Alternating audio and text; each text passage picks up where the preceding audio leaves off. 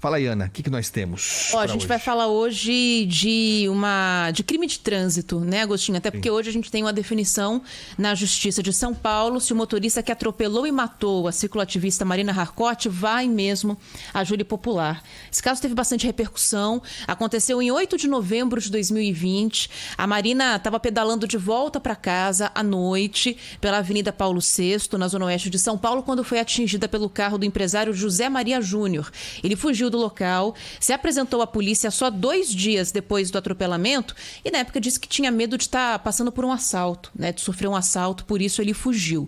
A Marina chegou a ser atendida, mas não resistiu. Ela tinha 28 anos, era cicloativista e pesquisadora justamente sobre mobilidade urbana. A Maria Koller, que é a mãe da Marina, disse pra gente aqui na Rádio Bandeirantes que espera um desfecho com justiça para o caso da filha.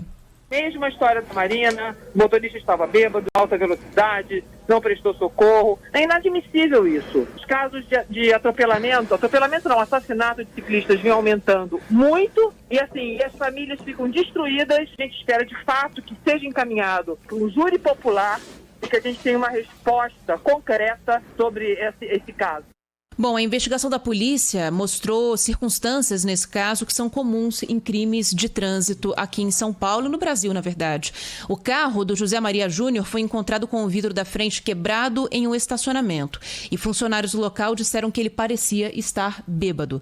Imagens do elevador de um prédio para onde ele foi depois do acidente mostraram o José Maria sorridente ao lado de uma mulher.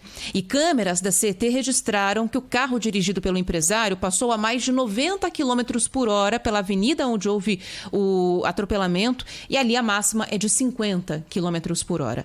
Com base na conclusão dessa investigação da Polícia Civil, a Justiça de São Paulo reclassificou o crime como homicídio doloso, né, com dolo eventual, quando há a intenção de matar. E hoje a Justiça define se mantém ou não essa decisão. Se trocar de ideia e for reclassificado como homicídio culposo, a pena é menor. Se for como doloso, é júri popular. O José Miguel da Silva Júnior, advogado do motorista, explica que a defesa vai tentar converter o crime e, para isso, a tentativa será de retirar das provas a incriminação de consumo de álcool.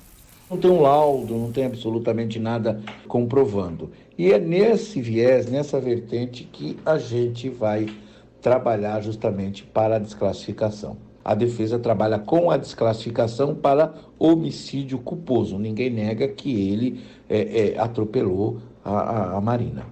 Bom, a mãe da Marina, aliás, disse que a família não vai desistir desse caso, vai brigar na justiça.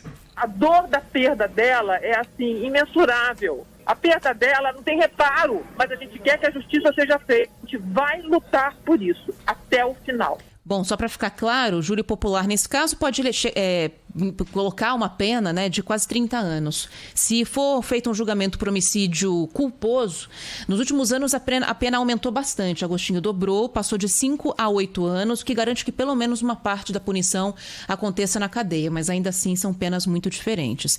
Esses casos de atropelamento de ciclistas voltaram a ganhar muita discussão nas últimas semanas por casos muito semelhantes. A gente teve o caso do ciclista que foi atropelado e morto por um motorista bêbado na rodovia dos Bandeirantes, também daquele rapaz de 17 anos que foi atropelado na Avenida Corifeu de Azevedo Marques. E nesse fim de semana teve uma manifestação que foi organizada por um grupo chamado Movimento Ciclismo é Vida.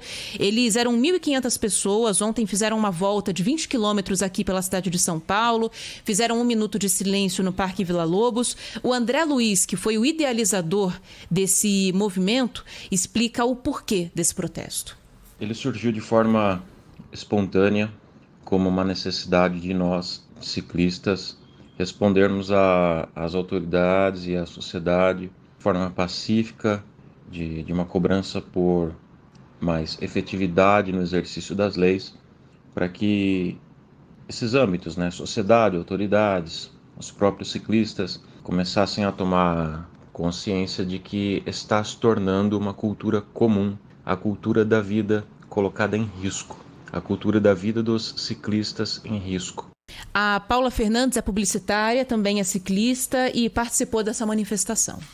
Bastante comum a gente tomar fechada, tomar buzinada, ser ameaçado, ser agredido em todas as vias que você está. Independente se você está na marginal, você pode estar na rua da sua casa saindo para entrar na ciclovia, você recebe xingamento, você recebe buzinada e pode acontecer um crime, né? Porque a gente não pode chamar de um acidente quando um motorista te agride ou te ameaça. Isso é um crime. Pois é, e aí a gente vai aguardar hoje, então, a decisão em relação a esse caso. É hoje, no começo da tarde, que tem essa audiência, com previsão de depoimento do motorista que atropelou a Marina Harcourt lá no Fórum da Barra Funda. Ele tá onde, esse motorista? Solto, Tá respondendo solto. em liberdade. Ele nem chegou a ficar preso, na verdade, Agostinho, porque ele se apresentou 2 dias depois do crime, então escapou do flagrante. E também a gente estava em período eleitoral, não dá para prender ninguém, né? Se não tem flagrante, não tem como fazer a prisão. Ele foi à delegacia, se apresentou e saiu pela porta da frente. Eu posso te falar? Tem. Querendo, tem. Mas é empresário, né? Empresário é uma outra categoria de cidadão, né? E aí você tem que ouvir o advogado dele, eu respeito, tá fazendo o trabalho dele, né? Mas eu confesso a você que eu não teria estômago para ser advogado de algumas pessoas. Acho que eu ia passar necessidade como advogado. Porque eu não ia pegar um monte de caso. Ouvir do advogado que não tem prova nenhuma prova de que ele estava alcoolizado, é óbvio que não tem. É óbvio que ele não tem. Ele desapareceu. E mesmo que ele fosse abordado pela polícia na sequência, ele ia se recusar a fazer. Você conversa com qualquer advogado, policial. É que policial não vai falar isso no ar aqui. Mas os delegados falam assim, olha, se eu um dia, ou alguém da minha família, alguém que eu prezo, tiver alcoolizado, cometer um acidente, a orientação é não faça teste do bafômetro. Não faça. Não faça. Aí a polícia se esforça, eu entendo isso, dizendo assim, não, se o cidadão não faz o teste, a polícia pressupõe que ele está alcoolizado e leva ele para a delegacia. E ele é autuado. Ok. Só que isso não vira nada lá na frente. Porque lá na frente, na hora que chegar na mão do juiz, fala assim, mas cadê a prova de que o cidadão não tem prova? A observação de um policial, de um agente, pode até valer. Vale, o policial, ele coloca lá no BO, tinha cheiro de álcool, estava com os olhos vermelhos, comprometimento dos movimentos. Isso pode valer como análise, como uma prova. É que aí não tem a dosagem de alcoolemia, enfim. Quem quiser achar brecha vai achar de qualquer maneira. Mas o depoimento de outras pessoas tem um risco de ser invalidado. Vamos ver o que a justiça vai decidir hoje. Tem um risco de ser invalidado, principalmente se você for empresário. Se for um empresário, tiver um advogado legal. Que carro que era o dele, você lembra, Ana? Não me lembro. Não devia ser um carro popular. O Guilherme está falando aqui, acho que é uma Tucson, mas era uma SUV, né? Era uma SUV.